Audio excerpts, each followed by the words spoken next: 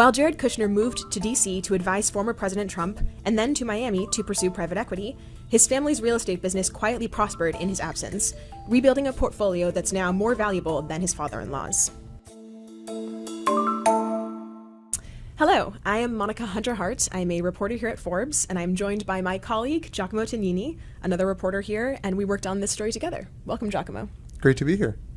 So, the way I have been thinking about this, there are sort of three distinct eras of Kushner Companies. So, there's the kind of first 2 decades of its existence under Charles Kushner. There's a sort of more tumultuous decade of its existence, starting with Charles going to jail, sort of handing the reins off to his longtime attorney friend, Alan Hammer, then getting out of jail and handing them to Jared. And that's kind of accompanied by a change in strategy under Jared. And then there's the sort of last 8 years of its existence under new leadership and yet another sort of change in strategy. So I'm wondering if it maybe makes sense to go through the company in that sense. So maybe you could just talk to us about how the business got started. Yeah, and I think it's interesting to go back to sort of when the Kushners first got to the U.S., right? So Jared's grandparents, Joseph and Ray Kushner, arrived in 1949 as refugees and Holocaust survivors. They, soon after arriving in New York City, I think around 1954, settled in New Jersey. And Jared's grandfather, so Charles's father, Joseph, eventually got into building apartments. Sort of at his peak, he owned about 4,000 apartment buildings that he'd helped build, and Charles would go to construction sites often when he was a child. And he was one of 4 siblings, 3 of which were born in the U.S. And by around 1985, Charles had obviously been in the real estate business with his father, but he basically wanted to go out and start buying up sort of portfolios of apartments. And so he and his father teamed up to found the Kushner Companies. But shortly after they started the company, Charles's father, Joseph, died of a stroke. And so that sort of left Charles alone to build the company. And that's sort of where this first era that you mentioned begins, right, with the founding of Kushner Companies. Mm-hmm. And started out in New Jersey, expanding on what his father had and buying up a lot of apartments. Over time, expanded also into New York, notably picking up a stake in the Puck Building in Manhattan. And then by around 2004, he had at his peak about 25,000 units in New Jersey, New York, Pennsylvania, and had become the largest apartment owner in New Jersey, right? And then it's sort of going into that second phase that you mentioned, right?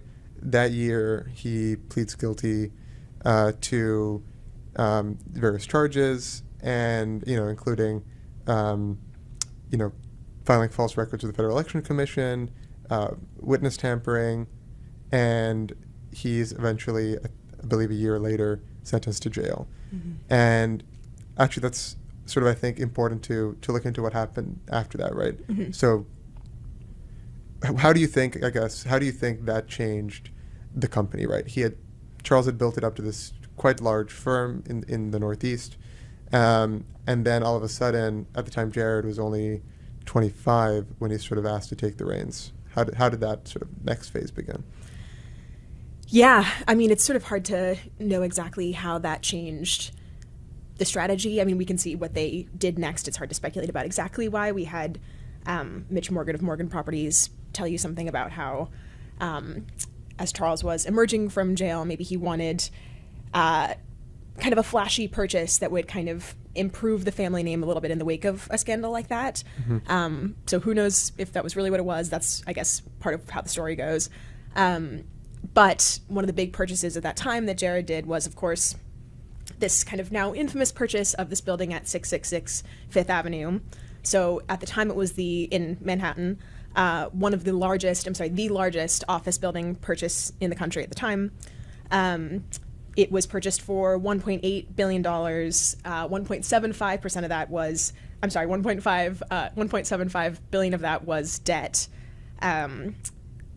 So it was this very big deal. The idea was sort of, well, we can actually create more value from this by splitting it up between the office and retail portions. And then ultimately, there was an appraisal that said that, if you kind of split it up into these different sort of segments, it could actually be worth as much as $3 billion. So in a way, maybe it wasn't such an outlandish purchase, but it was certainly purchased with a lot of debt for what it was. So that was kind of a big bet that Jared made. Another thing that he was doing, he was sort of broadly moving more into a kind of general diversified kind of strategy. He was buying a lot more office properties. In particular, he was buying up kind of older office buildings that he redeveloped into these kind of hyper-modern spaces, kind of aiming at like a kind of young tech startup clientele. He was doing a lot of that in the kind of, for example, the Dumbo area of Brooklyn. Soho too, right? Soho, exactly. Yeah. There was a lot of that. And then he was kind of broadly moving away from apartments. So there was this particularly big selling off of almost 17,000 apartments to Mitch Morgan of Morgan Properties and the insurance giant AIG for $1.9 billion. That was also in 2007. So a few months after the 666. Exactly. Yeah, exactly. So sort of generally moving more towards office and away from apartments, which again, as you explained, was the sort of roots of the family business. But that turned out to not be particularly well timed because in 2008 there was the financial crisis, of course. So office rents in Manhattan started plummeting. And by 2011, the net operating income at 666 had, I think, fallen by about half, and the building was approaching default. So maybe you could kind of pick it up from around there. I think, going from then to maybe we could speed forward a little bit to maybe like 2016, 2017 maybe, and, Jared Kushner, of course, leaves Kushner Companies to enter politics in early 2017. He enters the White House, becomes senior advisor to then President Donald Trump. At that time, Laurent Morali was already president of Kushner Companies, so he was not part of the family, but he had been sort of elevated, and he takes the reins. So when he's in charge, there's again a kind of strategic shift. Maybe you could kind of talk us through that. Yeah, and I think it's important to look at it sort of three phases, right? There's a lot of overlap, to your point, right? Charles was largely in multifamily and apartments. They sell off that huge portfolio to Morgan Properties and AIG. They invest in 666 Fifth. They keep investing in apartments, right?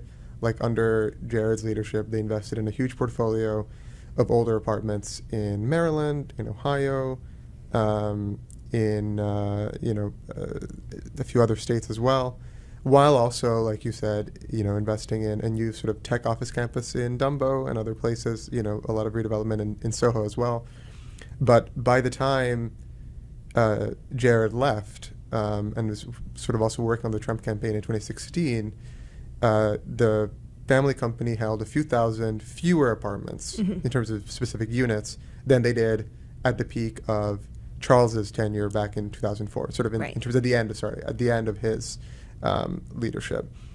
While in the meantime having amassed millions of square feet of office, industrial, retail real estate. Right. And some of the bets did well, right? In terms of those older units in Maryland, they eventually ended up selling quite a large profit. 666 Fifth was bad timing, right? With having bought it just before the recession. But they were able to, they never achieved sort of, at one point they wanted to convert it into a huge sort of luxury skyscraper. Didn't find the investors for it.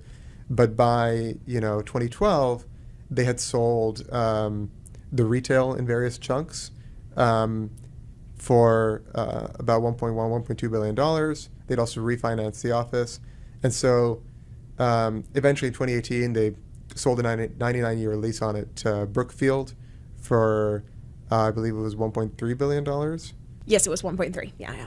Right. And so between that and what they'd done before with the retail sales, that sort of helped them recoup most of their investment. So it wasn't a total failure. But it was, again, sort of moving a bit away from the multifamily. And then, like you said, Jared leaves formally in 2017. And just the year before, they'd elevated Laurent Morali, a former real estate investment banker who had joined the firm in 2008. He becomes president, which is a title that didn't really exist before then at the firm. And at the same time, in shortly before then, 2015, Jared's sister, Nicole, also joined the firm after 10 years working in in the creative space and design at Ralph Lauren. So this sort of marks the next phase, right? And 2018, they sort of they sell that lease on 666 Fifth, and soon enough, the firm started really going back into multifamily in a big way. And I think what we found in our reporting is sort of two major moves they made. One was really redeveloping again in New Jersey, sort of that going back to their home turf. So they started developing some land that they'd owned for a long time, investing in new projects. One of their more successful ones is Pier Village, big apartment complex on the Jersey Shore. And then they also started moving south. And that really kicked into high gear in 2021. So 2020, 2021. So that, middle of COVID, there's this huge boom in population growth across the South, Southeast, broadly across the Sun Belt, right, from Virginia through to California. And they bought huge portfolios of apartments across the South. But what we talk about in the story is how they didn't really go for the hottest markets like Atlanta or Nashville, where you had, billions of dollars coming in from huge institutional investors, like your Blackstones.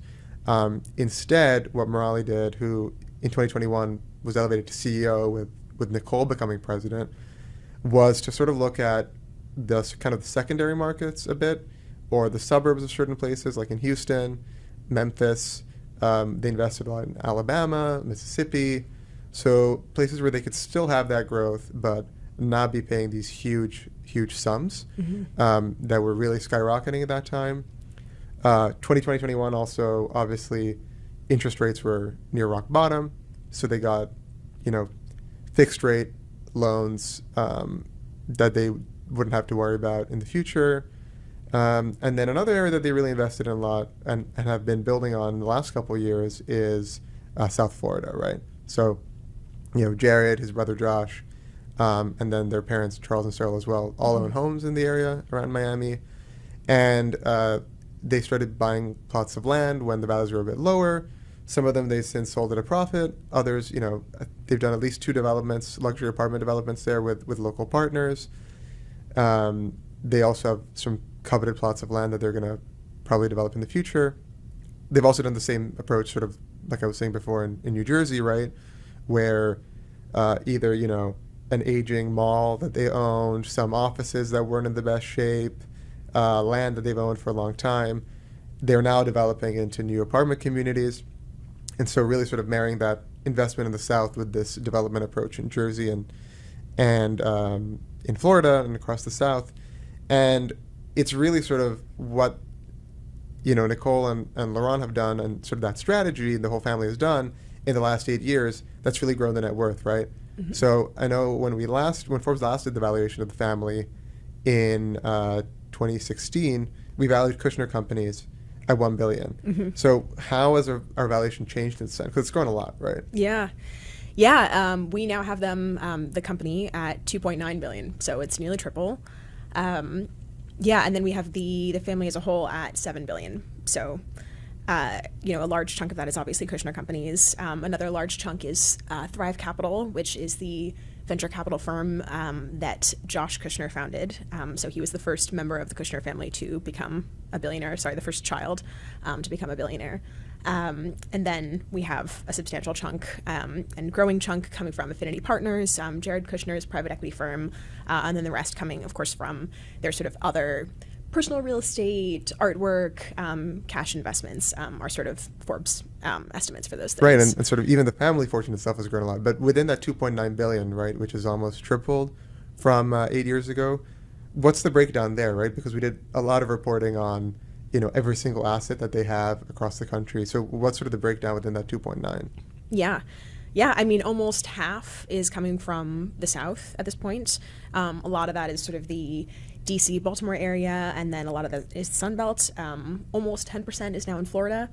Those are mostly new developments.